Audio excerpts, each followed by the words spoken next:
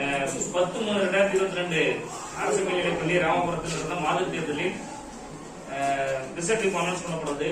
இப்ப நடந்த வாக்கு எண்ணிக்கையின் அடிப்படையில் கடைசி இடமாக தமிழ்ச்செல்வி 9 வாக்குகள் பெற்றுள்ளார்.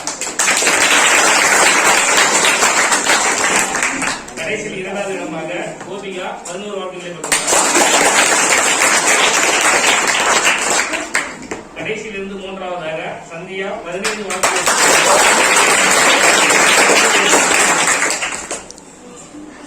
நடந்து முடிந்த மாத தேர்தலில் அதிகப்படியான வாக்குகள் பெற்று நமது வகுப்பின் மாணவர் அஸ்வின் அவர்கள்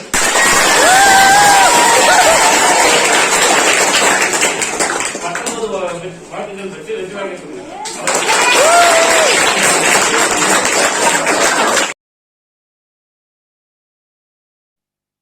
இந்தியன் என்று சொல்லடா, இதுதான் பாரத மண்ணடா.